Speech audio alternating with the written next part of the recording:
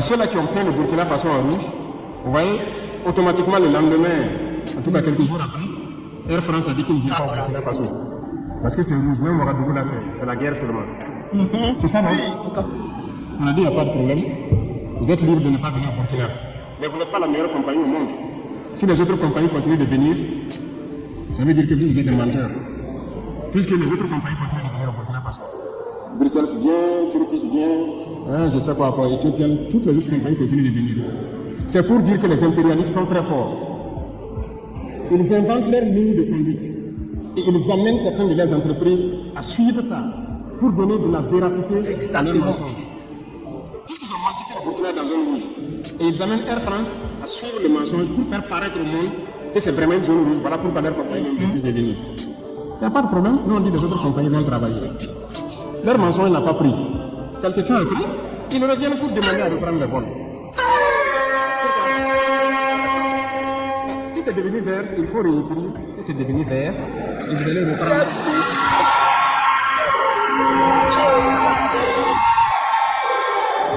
Donc c'est pour vous dire que l'impérialisme a tous ses stratagèmes. Voilà.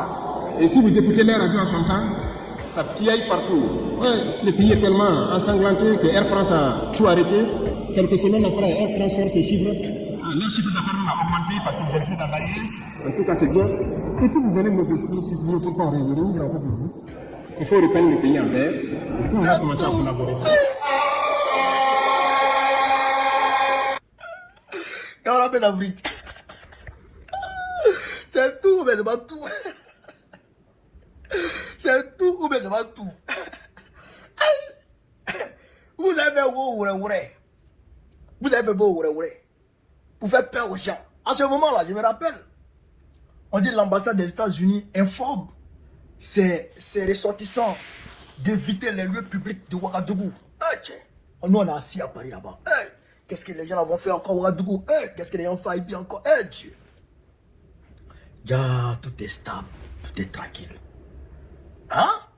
Maintenant, pour donner du crédit à leurs mensonges, leur propagande erronée, alors ils font, ils interdisent, ils arrêtent les vols de Air France vers Ouagadougou pour dire que, pour montrer aux yeux du monde que oui, Ouagadougou est une zone rouge actuellement.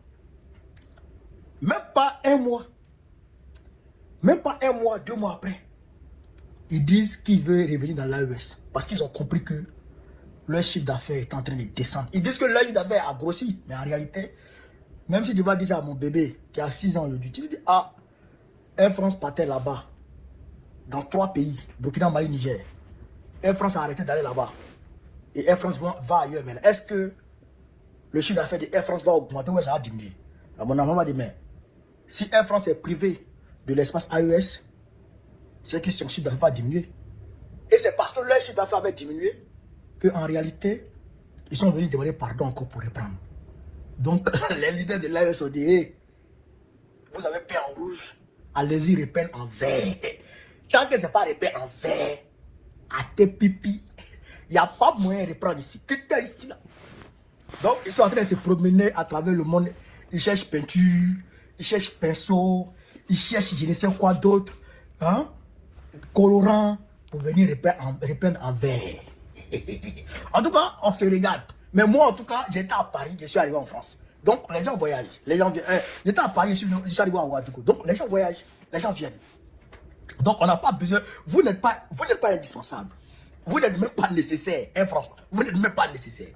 Vous n'êtes pas indispensable, vous n'êtes pas nécessaire. Vous savez, l'impérialisme, souvent, l'impérialisme se croit malin. Les gars se croient trop malin. Mais à malin, malin demi. À malin, malin demi. Ils voulaient faire peur à tous les investisseurs. Tous les investisseurs étrangers pour venir investir à Ouagadougou. Ça, eux, ils voulaient faire peur. Mais grâce à Dieu, les Chinois arrivent, les Russes arrivent, les Turcs arrivent, les opérateurs locaux travaillent. Tout le monde travaille. Ouagadougou est tranquille. Moi-même, aujourd'hui, je suis sorti. Je suis parti au centre commercial. Ah, j'ai connu ici. Parti ça. Et t'as acheté chargeur. Un chargeur qui est où? C'est monsieur connaît. C'est monsieur. Il dit, ah, you're money. Donc, est tranquille, tout est sous contrôle, tout est clean. Tu ne sens même pas que c'est un pays en proie au terrorisme. On ne sent même pas, franchement. On ne sent même pas, il n'y a pas de tension, il n'y a rien du tout. Il n'y a rien du tout, on ne sent rien ici. Franchement, hein, on ne sent rien ici. Quand tu es ici, tu ne sens rien. Rien du tout. Tout est tranquille. Donc les investisseurs travaillent. Donc ça leur fait mal. Ça leur fait mal. Ça fait mal à l'impérialisme. Mais l'impérialisme pense que ce qui marchait hier peut marcher aujourd'hui encore. Non, vos manipulations là, ça ne peut plus marcher aujourd'hui puisque nous on est là. On est là pour dire la vérité. Hier là, nos aïeux qui sont hospitaliers, vous savez, l'homme africain a, on va dire, une qualité qui parfois devient un défaut à cause de celui qui est en face. Par rapport à celui qui est en face, parfois ça devient un défaut. C'est l'homme africain qui peut se lever de son lit pour donner à son étranger. Chez moi en Ségra, on dit que ton étranger est mieux que toi-même. Il y a l'honneur officiel à Nigoulé. Vous voyez? Moi, ma grand-mère partait me faire sortir de mon ghetto tous les jours.